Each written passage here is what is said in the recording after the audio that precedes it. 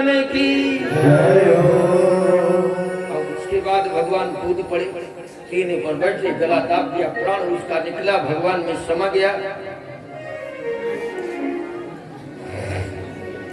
इसके बाद भगवान, उसकी दो पत्नियां थी, अस्ति और प्राप्ति, जरासंध की बेटी, वो भी आई, सिर पटक पटक कर रो रही थी। बड़ा अन्याय किया इसने, आज मुझे विधवा होना पड़ा। और उधर भगवान ने अपने माता पिता देवकी वसुदेव के हाथ की हथकड़ी, पांव की बेड़ी खोली। जेल खाने में नाना उग्रसेन और नानी पौन रेखा बंद रही कंस के माता पिता, उनको मुक्त किया और मथुरा के राज सिंहासन के ऊपर महाराज उग्रसेन को बैठाया। हम जदुवंशी हैं, हमें श्राप है, जिस दिन सिंहासन पर बैठेंगे वंश नाश हो जाएगा, इसलिए हम नहीं बैठेंगे। राजा तो उग्रसेन ही है। बेटे को मारा, अब बाप का गया हुआ राज पुनः वापस। इसके बाद आए, जमुना में स्नान किया, ब्राह्मणों को, संतों को बहुत सी दक्षिणा आज दे करके उनसे आशीर्वाद दिया और लौट कर आए, मैया देवकी के पास पहुंचे। जैसे देवकी ने अपने हृदय से लगाया, स्तन से दूध की धार बहने के लिए ममता की। स्तन में दूध नहीं होता है, दूध तो माँ की ममता में होता है। बहुत रोई, कहा मैया जीवन में तुमने बहुत रोया, अब तेरा रोना बंद होना चाहिए। और बाबा नंद ने कहा करुआ अब चले ना, तेरी मैया जसोदा याद करती हो। तब तक उनको पता भी चल गया ये मेरा बेटा नहीं था, ये तो छिपाए कर हमारे यहाँ रख लिए थे। चिंता मत करियो, मैया से कह दीजो कनुआ तेरा जल्दी आवेगा। नंद जी को विदा किया और अभी इनका कोई संस्कार तो हुआ नहीं था। अहिर की चमराहट रहे, गाय चरावे, घूमे, गुल्ली डंडा गेंद बल्ला खेल रहे थे। न पढ़े लिखे हैं, न कोई संस्कार हुआ। कोई कहा दस्तखत बना दो तो ऐसे दिखाएगा।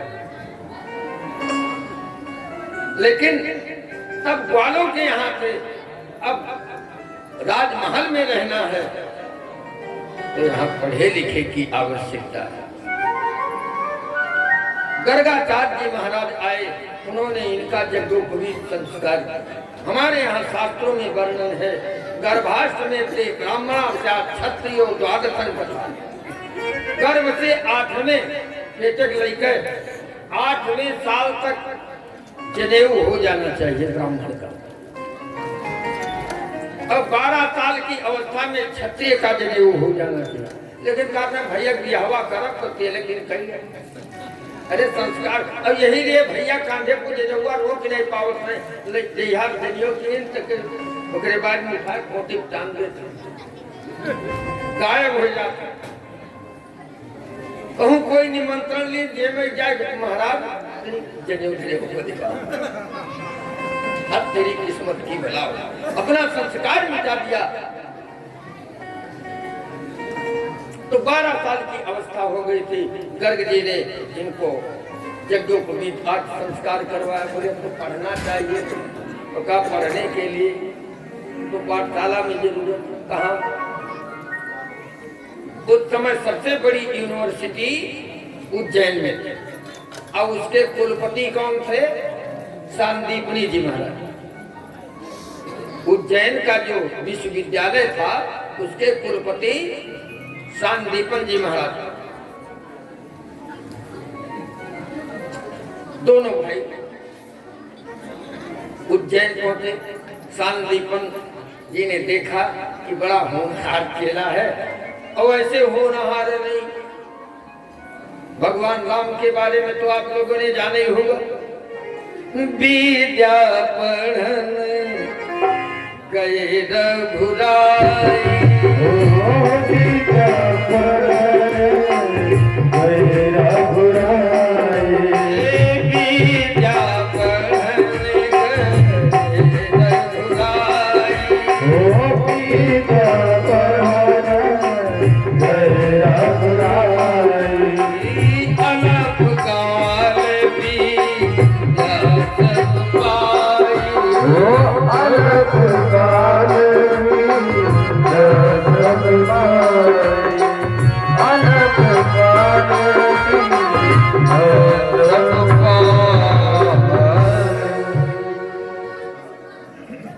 विद्या पढ़ने के लिए कृष्ण और बलराम उज्जैन में गए। सांदीपन जी के यहाँ 64 कला विद्याएं मात्र 64 दिन में अध्ययन के लिए, एक एक विषय 64 विषय, कला का मतलब सब्जेक्ट 64 दिन में ही प्राप्त कर लिया। ऐसा कोई दुनिया में छात्र है? साल भर लेका एक ही दर्जन पढ़ा था, फिर नहीं जाता है तो सेंटर फेल हो जाता है। और 64 दिन में सारी विद्याओं में पारंगत हो।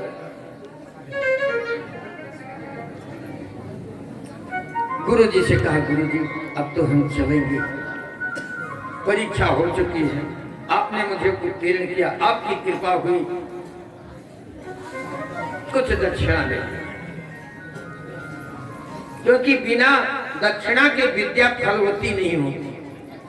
अब तो मास्टर साहब है, गुरुजी तो रह नहीं गए। गुरुजी केवल गुरुकुल में होते हैं, और जगह जो इंग्लिश मीडियम चल रहा है वहां तो मास्टर साहब आता, टीचर, और ना ही कोई उसके पास था टीचर का। सच्चिदानंद भगवान की जय हो, बांके बिहारी लाल की जय हो। गुरु जी ने कहा, आप जैसे मेधावी शिष्य मुझे मिले, अब इससे ज्यादा दक्षिणा की क्या जरूरत है। उन्होंने इनके सारे चरित्र को पहले से सुन चुके थे, इतना बड़ा बड़ा कार्य किया है।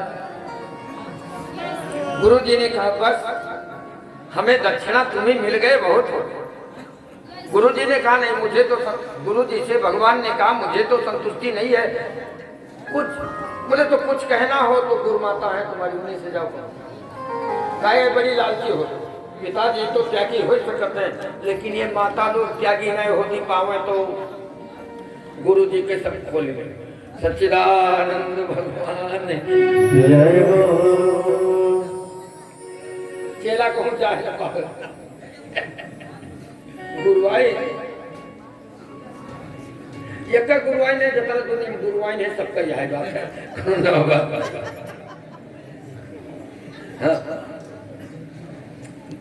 इनकी माया, अच्छा इनकी ममता किसमें थी? इनके एक लड़का था और प्रभास का मेला लगा था, उसमें स्नान करने के लिए गए थे गुरु जी। आज से 17 साल पहले की बात है। 17 साल बीत गए जब भगवान यहाँ पढ़ने आए। अब वो बालक समुद्र में स्नान कर रहा था, उसमें एक शंखासुर नाम का दैत्य था, वो उसको निगल गया गुरु जी के बेटे। तब से बहुत दुखी रहती थी गुरु माता। अब जिस दिन से कन्हैया इनके पाठशाला में विश्वविद्यालय में एडमिशन लिए, प्रवेश किया, उस दिन से उनका सारा दुख भूल गया था। कुछ बेटे को भूल गए थे, भगवान मौजूद थे, बेटा से ज्यादा सेवा करते थे गुरु जी। लेकिन आज जब भगवान कन्हैया के जाने का अवसर हुआ उज्जैन से मथुरा को, बहुत दुखी है, बहुत निराश है गुरु माता। उन्होंने कहा, ये तू दक्षिणा देना चाहता है तो कर तुम, अकर तुम अन्यथा कर तुम समर्थ है। असंभव को भी संभव बनाने में तेरी क्षमता है, तू बना सकता है। बोले क्या माता जी बताओ तो? आज से 17 साल पहले मेरा बेटा समुद्र में डूब गया था, ये तू दक्षिणा देना चाहता तो मेरे बेटे को ला कर दे। ऐसा दुनिया में बोल कि 17 साल बीत गया हो, हमें क्या जिया जिंदा करके लावे, खड़ा कर दे, किसी के सामर्थ्य है?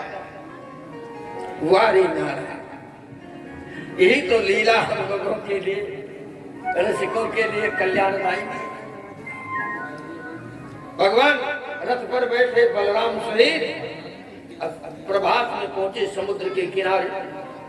समुद्र जैसे भगवान की आवाज को सुना तो सब थाल में भगवान का स्वागत करने के लिए लेकर सामान निकला।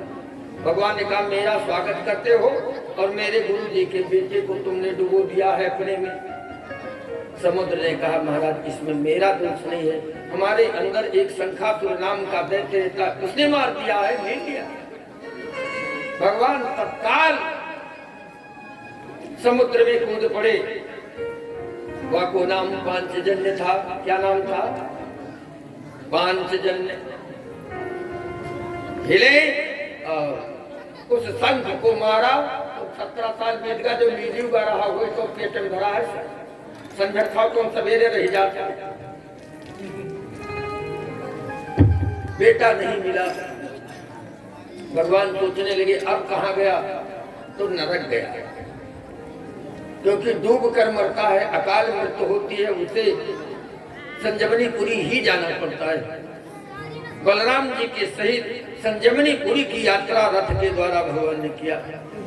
यमराज को पता चला कि कन्हैया आ रहे हैं तो ये बेचारे बाहर फट से निकले। क्यों? हमारे पुरी के अंदर चले आएंगे, जितने पापी हैं देखिए सबे निकल चला गए, हमारी तो नौकरी चली गई। यमराज बाहर आ गए। क्या बात है? बोले हमारे गुरुजी का बेटा तुम्हारे यहाँ है। कहा महाराज हमारे यहाँ नरक में तो असंख्य जीव हैं, कौन गुरु का बेटा कौन चेला का बेटा मैं तो पहचानता नहीं। अब आप पुकारिए, जो होगा वो आए। कुछ जीवात्मा को भगवान ने पुकारा और आया तो कृत्रिम शरीर, बनावटी शरीर में उसको प्रवेश कराकर और लेकर आए।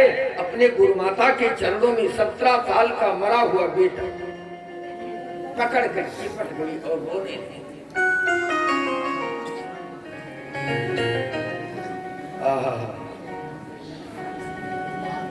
जैसे चिट्ठी, ये सब भगवान की लीला है। बेटा ने झाड़ दिया। क्यों? किसका पुत्र? किस जन्म के बेटे का नाम ले रहे? पता नहीं कितनी बार हम तुम्हारे बाप हुए और पता नहीं कितनी बार आप हमारे बाप हैं।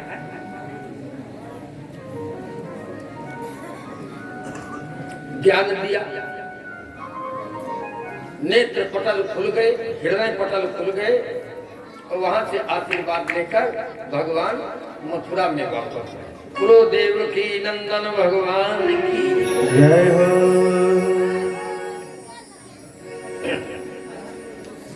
थोड़ा समय बीता तो जो कंस की दोनों पत्नियां थी, क्या नाम था हमने बताया? याद है किसी को? एक कथा सुनत रहे हुए तो याद है।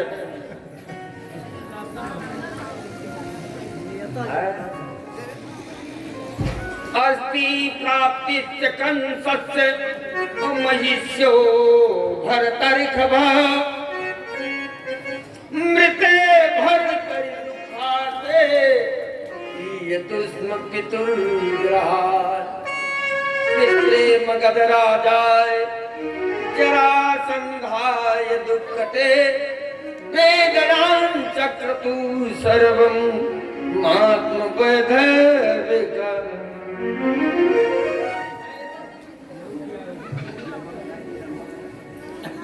सच्चिदानंद भगवान की जय हो।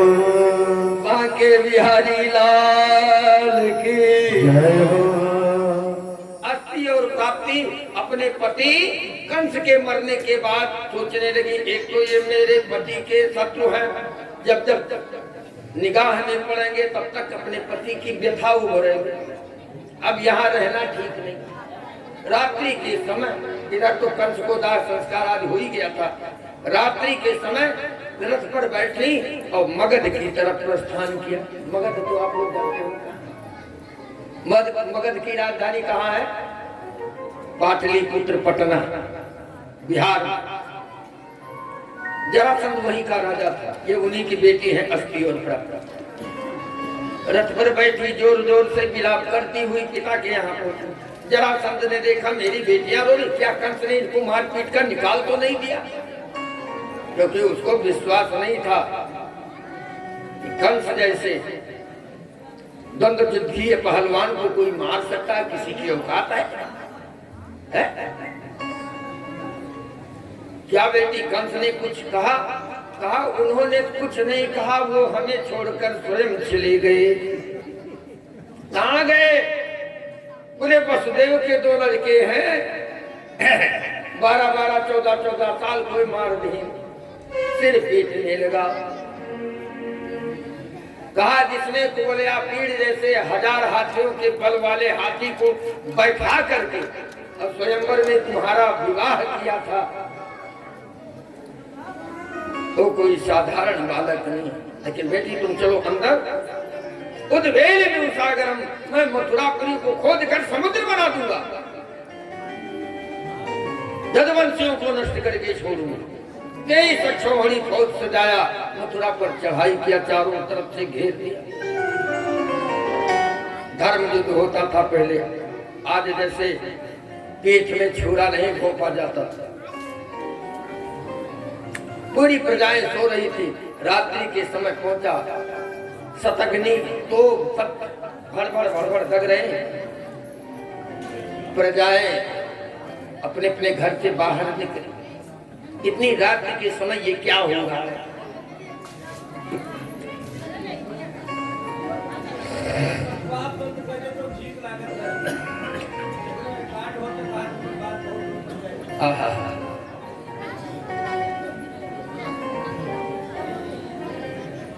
प्रजाएं राजा उग्रसेन के पास गई, महाराज बड़ी विपत्ति आ गई हम प्रजाओं के ऊपर, क्या कोई राजा चढ़ आया है मालूम पड़ता है।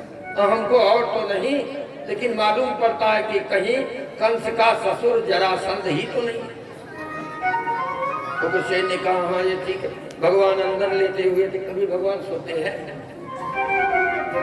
शरीर धारण किया है तो खाना पीना रोना गाना सोना जितना कुछ क्रिया है वो करना पड़ता, ये भगवान का नाटक है।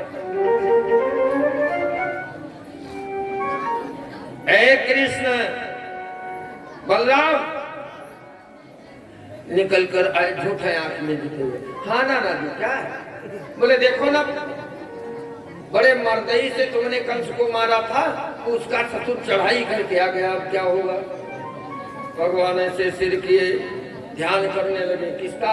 वरुण का, क्योंकि भगवान का जो हथियार है, भगवान का जो सारथी है, भगवान का जो वाहन है,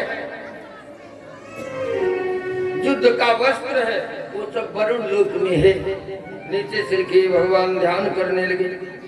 अब वरुण से कहा कि मेरा वो भेज दो 2 रथ, एक रथ पर धनुष बाण गदा वगैरह, और एक रथ के ऊपर धनुष बाण, एक पहरुआ और हल मुसल माने पहरुआ, लोह का पहरुआ, और जैसे हरीश होता नहीं वो जंघा मंघा लग रहा है जोता, वो रखा हुआ, और कपड़े सारे रखे हुए। अमर घोड़े हैं वरुण लोग के, उसमें मचे हुए। ते रथ जाया तो दैतान्या दुधानि चा, जो मेरे प्रिय आयुध हैं, प्रिय हथियार हैं, वो सब उसमें रखे हुए। भैया ये रथ आ गया, अरे तो तुम दोनों अकेले जाओगे? भगवान ने कहा मारे नहा अकेले तो हम तो सरुहा के कब आए, 10-20 जने लपटिया तो कंस मारन नहीं कहा, चुरकी पकड़ को कहे अकेले पटके ना, तो हमारे तो सरुहा मदद करे वाला के का बुलाई। और रात्रि के समय वसुदेव देवकी के आंखों में आंसू भर आए, जगदम्बा जी से प्रार्थना करने लगे, हे मैया यदि मेरे ये 2 बालक क्षेम कुशल रण विजयी होकर आवे तो हम आपकी देवी भागवत करेंगे। महतारी लोगों ममता हो तो मनौती बहुत कर, वो तो करने में सामर्थ्य, लेकिन ये नाई करे लायक होता है, मान रहे हैं, मनौती किया। दोनों बेटों की आरती उतारी, और आरती उतारने के बाद दोनों रथ पुरात बहिर निर्गता, मथुरा नगरी से बाहर निकले,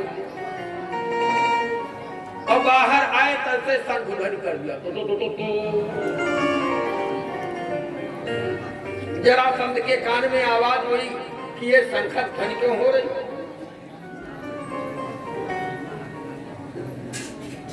किसी ने कहा वो आया है जिसने कंस को मारा, अपने रथ को घुमाया, बलराम जी के सामने आ गया। बलराम पड़े क्यों? तुमसे लड़ने की हमारी हिम्मत नहीं पड़ती। क्यों? क्या तुम छोटे छोटे बच्चे हो, यदि मार देंगे तो दुनिया मुझे थूकेगी, और मारे जाएंगे तो भी छोटे लड़के मेहंदी डाली, दो छोटे छोटे बच्चों ने मेहंदी दिया, तो हमारा तुमसे लड़ाई करने में कोई नाम नहीं होगा। ले जाओ, मैं तुमसे लड़ाई नहीं करूंगा। यदि राम तव श्रद्धा युद्धस्व धैर्य मुर्वः। हाँ, ये जो बड़का दिखाई देता है इसमें कुछ दम है। आ जाओ, लड़ना हो। भगवान ने कहा एक बात बताओ ना। हाँ बताओ।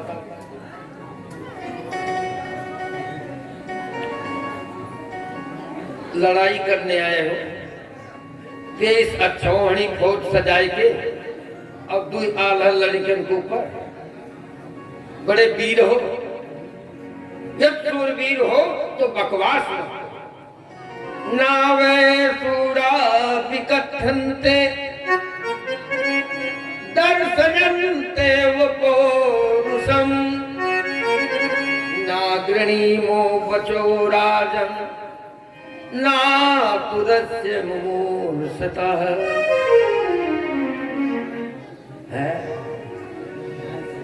सूर समर करनी करही, सूर समर करनी करही, कहीं न जनावैया।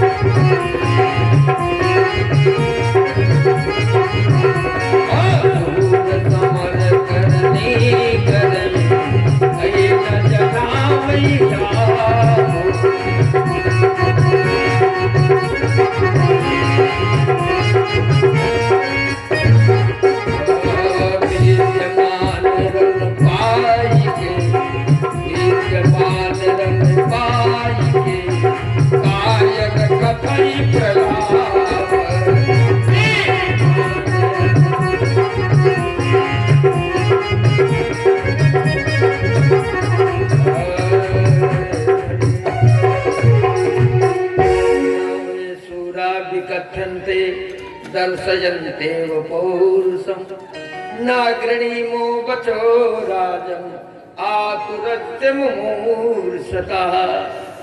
सूरवीर पहलवान जब आते हैं तो बकवाद नहीं करते हैं, करनी करते हैं, लड़ाई करते हैं। अब तुम्हारी नाना जी, नाने तो ला गए, मामी बाप को तो नाने तो गए। नाना जी तुम्हारी इच्छा हो तो लड़ो, और नहीं लड़ना तुम वापस चले जाओ। का कल कल की दिया बोले, अरे इतनी बड़ी धृष्टता। बिगुल बजा दिया, सेनाओं को आदेश दिया कि बाणों की बौछार करो, इन दोनों को नाश करो। इधर भगवान श्री कृष्ण धनुष के ऊपर बाण चढ़ा, एक बाण, लेकिन एक बाण में न मालूम कितने फर निकल गए। चढ़ाया एक बाण। अब उधर बलराम जी की युद्ध कला कौशल देखिए। बलराम जी ऐसे बाएं हाथ में हर्ष पकड़ ले, हल्का, अब ऐसे फेंके जतरा बढ़ के अंदर बाझिया में उनका एक पहगुआ हाथ में पुट पुट पुट पुट फोड़ रहे हैं जैसे कोई भेली फोड़ रहा। परमात्मा ने 23 अक्षौहिणी फौज का संहार कर दिया। बोलो देव की नंदन भगवान की जय हो। जरासंध का रथ, सारथी, घोड़ा, पताका, ध्वजा सब नष्ट हो गया, निहत्था हो गया। बलराम जी ने बांध लिया। भगवान ने कहा ऐसा न करो। क्यों? अब ये निहत्था है, ये निहत्था है, इसको छोड़ दो। क्यों छोड़ दे? इसलिए कि जाएगा तो 23 अछोहड़ी पापी बटोर लेके आवा रहा, जाई तो फिर जोरी बटोरी का कट्टा लाई। हम एक खेरब का हम एक ढूंढे कहा जा कि जाई वो जितने आतंकी हुए सबका बटोर लेके आई और ये पुटपुटा दिखो। सच्चिदानंद भगवान की जय हो बांके बिहारी लाल की जय हो। छोड़ दिया, चला गया, दोबारा गया, फिर तैयारी से आया। इस प्रकार 17 बार एवं 17 कृत्वा अक्षुणे त्रैविंशतिः 23 अक्षौहिणी फौज लेकर 17 बार मथुरा के ऊपर चढ़ाई किया। अब पस्त हो गया। क्या हुआ? पस्त हो गया, हिम्मत हार गई। एक तो दामाद मरेगा, बिटिए दो ठो विधवा घर में बैठे हैं। उस पिता और माता से पूछो जिसकी बेटियां विधवा हो गई, जो नहीं जानते दूसरे का दर्द क्या समझे। लेकिन जिनकी वैधव्य बेटियां घर में बैठी हैं, उन माता पिता के हृदय से पूछो क्या बीत रहा है। जिस बिटिया को अपने नाजों से पाला था, वो बेटी आज सिंदूर विहीन, चूड़ी विहीन बैठी है। एक तो दामाद मरा था, वो कष्ट था। बेटियां सामने पड़े तो वो भी ताजा हो जाता। हिम्मत पस्त है। जरा सोचा अब जाना ठीक नहीं है। वो दोनों बड़े कलाकार हैं, उनसे लड़ाई करके पार नहीं पाएंगे।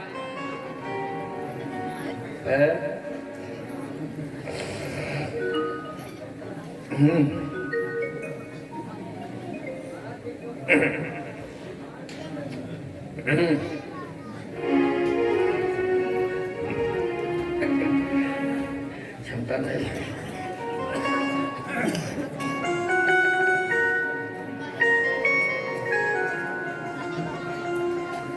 घूमते घूमते नारद बाबा पहुंचे क्योंकि भगवान के मन है नारद जी।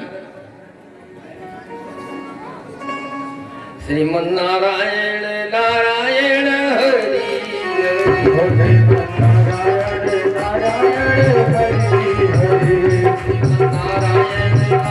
हरि नारायण नारायण हरि नारायण नारायण हरि हरि नारायण नारायण हरि नारायण नारायण हरि हरि नारायण नारायण हरि हरि नारायण नारायण हरि हरि नारायण नारायण हरि नारायण नारायण हरि हरि लक्ष्मी नारायण नारायण हरि नारायण नारायण हरि हरि माधव नारायण हरि ओ माधव नारायण नारायण हरि हरि केशव नारायण नारायण हरि जय नारायण नारायण हरि हरि नारायण नारायण हरि भज नारायण नारायण हरि हरि नारायण भगवान। जय हो। नारद बाबा पहुंच गए द्वार पर। अपने खड़ा था जरासंध, सिर नीचे किए था। चिंता तो थी। नारद जी ने पूछ दिया, मलाए से बदनम